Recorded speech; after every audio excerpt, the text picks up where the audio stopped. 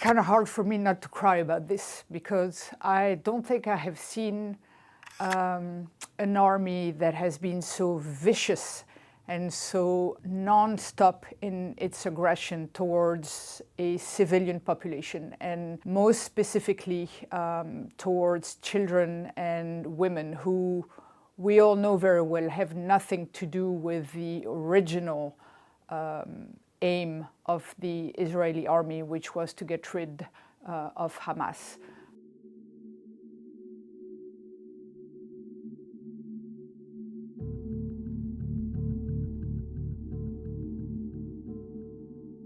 The number of children and women that we see in the emergency rooms of the hospital that we work in is just mind-boggling. And the number of kids who I have seen with amputated arms or legs, or kids who were killed, is just mind-boggling. In June, I was working at Al-Aqsa.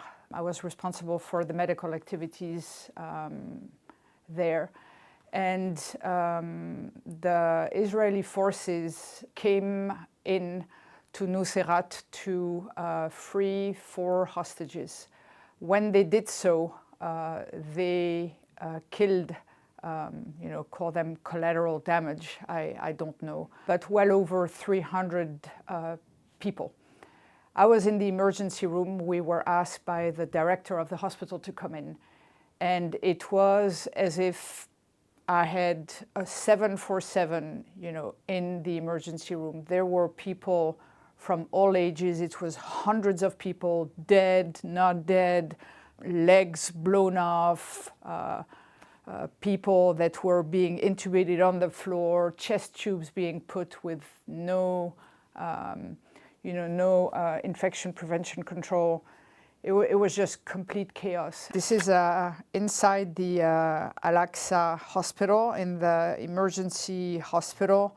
This is in the intensive care, this is in the red zone area. As you can see, there are no beds right now. It's complete chaos. You have people who are being intubated, cared for on the ground.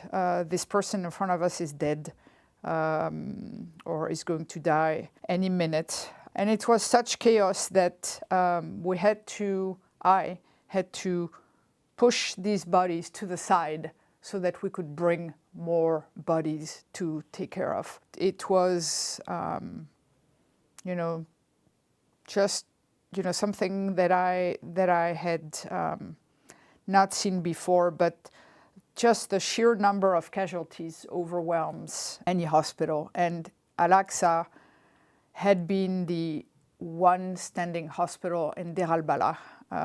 And so it was receiving all the casualties of all the Israeli strikes. Every casualty, every death will come to Al-Aqsa hospital, where they are counted and recorded, and then wrapped in a body bag or body cloth, and they will be laid in front of the hospital, and all the men will stand in front of the bodies and will pay their last respects. And so this doesn't last very long, but is done with every single body that comes into Al-Aqsa hospital, that it came dead or that it died in the hospital. Eventually the bodies will make their way here, and they will have this prayer that lasts a few minutes, and then the families will take the bodies and will bury them. But it is a fact of life. This happens all the time, and people sometimes don't even pay attention.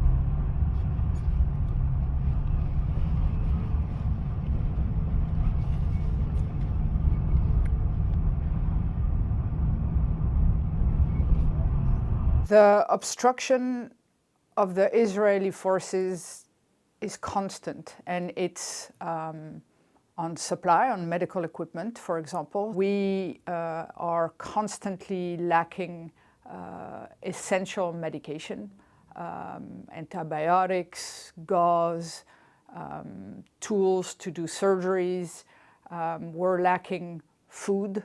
Food is being prevented from coming in. Of course, people, will try to go and take whatever food is there from wherever they find it. So this one is particularly shocking to me because when I came in January, this beach didn't have a single tent when I was there in January. In fact, I rode in a car with a patient that was critically sick at 100 kilometers an hour on this road. Today, I cannot ride more than 10 kilometers an hour on this road because there are tents everywhere. The population of Rafah, which was about 1.4, 1.5 million people because of all the people who had moved from the north to Rafah, that population then was pushed back to the middle area, right? And then they were doing a yo-yo. But there is no space, not only because the buildings are destroyed, but also because there is just no infrastructure. So where have people gone? They have gone on the beach, on the sand. They have, and as you can see on the picture, they don't have tents. They don't have any structure that is going to withhold, to the elements. They have a carpet. They have, old mattresses. They have a piece of plastic, a few pieces of woods that, stand the whole thing together. And today, the whole beach is jam-packed with those flimsy structures. And it's winter now, and the storms in Gaza are nasty. You have kids who are on the brink of malnutrition. They live in insalubrious conditions. They will get super sick because of the elements.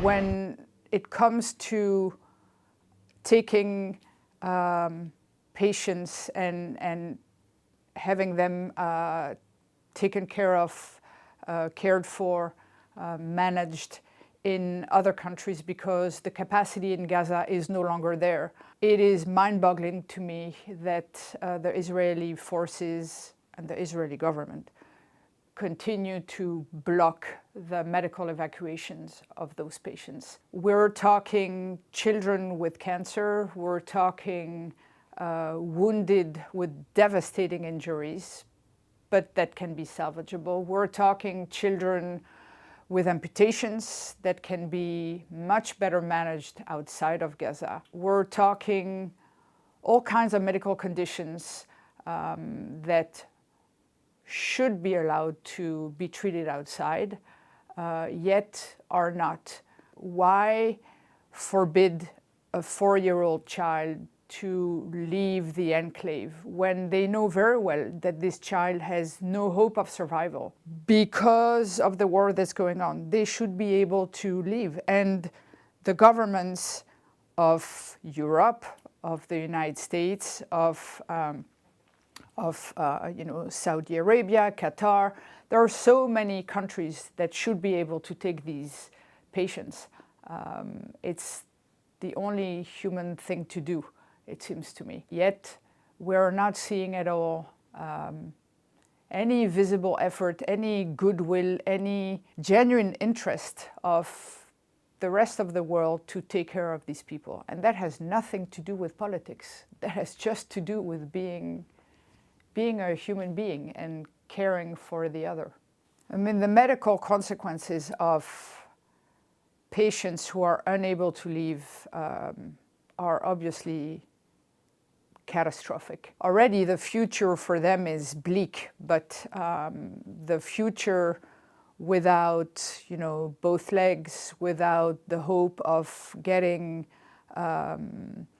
treated in a hospital that has everything for you to be treated, the consequences are, catastrophic for those people. It's just terrible. I mean, I don't think I have enough words to describe the cruelty that is happening, And this is not one family. This is one family after one family after one family after one family. But overall, when I look at the list and when I see the conditions for which people are asking to leave, yes, they need to be taken care of somewhere else because the capacity inside of Gaza is gone. It's been obliterated by the Israeli forces willingly. Willingly. Schools, universities, mosques, hospitals, everything is destroyed. Everything. So that you cannot stay. You can't stay because there is nothing to stay for. So this is a picture of a building, like many other buildings in Khan Yunis. And I took this photo driving to Nasser Hospital. And as it happens in Gaza, there are a lot of graffitis inside of destroyed buildings or on big slabs of wall that have been destroyed.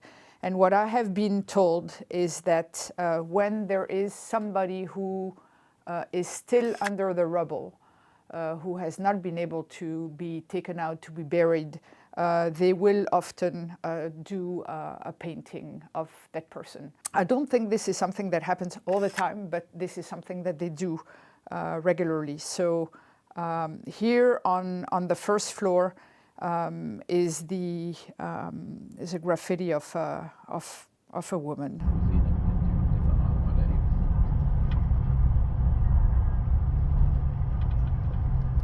The level of destruction in the north is, if we can imagine, is even worse than the level of destruction in Rafah or Khan Yunis. I think for me, even when I look at Khan Yunis or at Rafah today, it's not possible to rebuild those places. It is destroyed beyond reconstruction. People live in their destroyed homes. They will put a carpet, they will put, whatever it is that they can, and then they live there. There is no working nothing, but this is their home and that's where they want to stay. And what's worse is to think that this apocalypse is man-made and is willingly made. There is nothing that was left to chance, and it continues to be the case that none of this destruction is left to chance. I mean, they live on borrowed time. It's a matter of time before you die in Gaza. So this picture of these little feet are, there are little feet of a baby during that June attack when the Israeli forces went to free the 4 hostages in Nuseirat. And this was one of the victims of the Israeli strikes. When I was in Al-Aqsa Hospital, when I came in the emergency room, there were, I don't know, hundreds of people lying on the floor. But there was this little kid, I think she was, I don't know, maybe 2 years old, 3 years old. And she just seemed to be sleeping. She was, in like the fetal position, all alone. And we all know that Palestinian families, they are always there with their children. Their children are, God. So you don't leave a kid on its own. But somehow this kid was there on her own, nobody paying attention to her. I'm a mom, so I went to this kid, obviously, and because everybody else was, had somebody with them. And she seemed to be, sleeping. And so I went to talk to a nurse who said that she'd had a head injury, and she was, probably not doing very well. Was sleeping, but maybe in a coma, didn't know. Even though I knew I couldn't do very much for her, and there were other patients that I probably needed to do something else, something for. I just wanted to take this kid in my arms and just stay there and do nothing. But it was, will always, that day will be for me this child that was seemingly sleeping all alone on the floor, you know, blood everywhere on you know, people screaming, and this kid just standing there, or not standing, but lying there and doing, you know, doing nothing in the middle of a ton of noise.